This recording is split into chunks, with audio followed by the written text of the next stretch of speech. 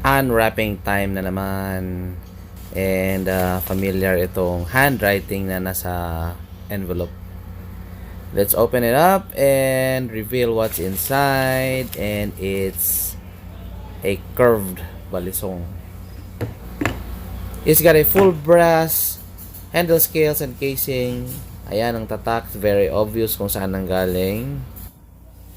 Let me have a shout out first sa mga kaibigan nating mga kapwa knife vloggers na mga Pinoy, especially bladesmiths din natin, no? New acquaintances kay Mako Yuson Blades. Brother, I hope your channel will grow internationally. You have sick skills and craftsmanship. Also to Batangas Armory by Ram Makimot. I hope one day your Balisong project will come to reality and I will get one from you. And also sa mga other members ng Balisong Pilipinas who's got their own channels sa YouTube. Banat lang ng banat mga parekoy. Ngayon naman kung sa tingin nyo may substance naman itong laman ng channel ko, I would appreciate if you'd be so kind to like, subscribe.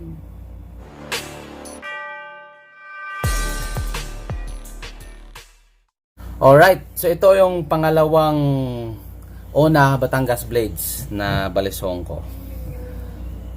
I ordered a curved 20 cm from Diosdado Ona. It took maybe less than a week natapos itong order ko, and then he sent it right away. So ito yung Tari na curved or S-type, whatever. And it's got a full brass handle scales. Wala nang bolster ito kasi one piece na brass ito. Fit and finish maganda naman, no? Yung transition from the scales to the brass casing, hindi mo na mapansin, parang halos one piece lang siya. O wala kang makikitang pinagdugtungan nung casing tsaka yung scales. Itong roundness ng dito sa pivot area is almost perfect. So it's got some designs, itong mga butas-butas. The latch is plain pa rin as I always desire. Now the blade, this one nasa mulye pa rin. It's got mirror finish. Makikita pa rin yung mga medyo pino na grind lines. I like how tight this was made, no? Walang wiggle, walang blade play sideways, up and down, wala. It's tight. May gap ng konti, and once you squeeze it and latch it, it's a tight lock. Para na siyang fixed blade. Now, how sharp is this? Tingnan natin. May slide. It doesn't bite.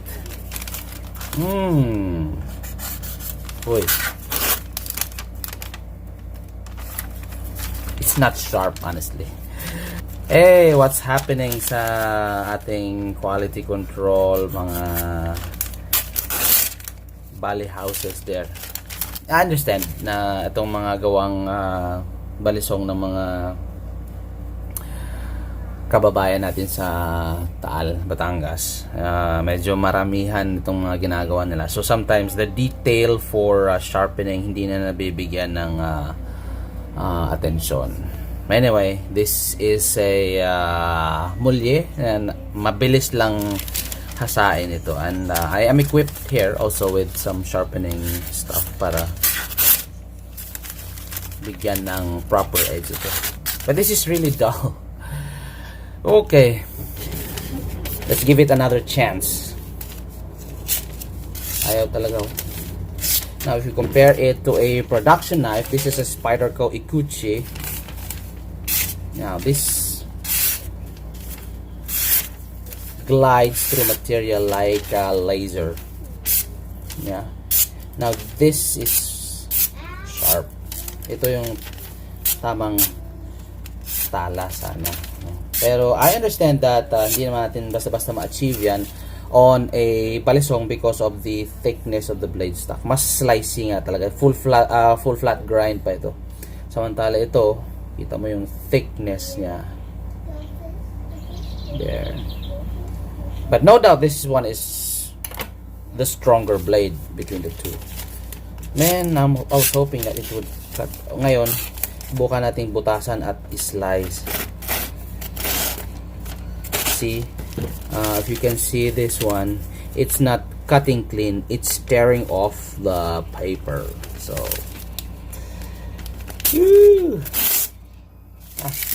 I mean, I can sharpen this, no problem, but you know, when you're paying good money, sometimes you'd be expecting more.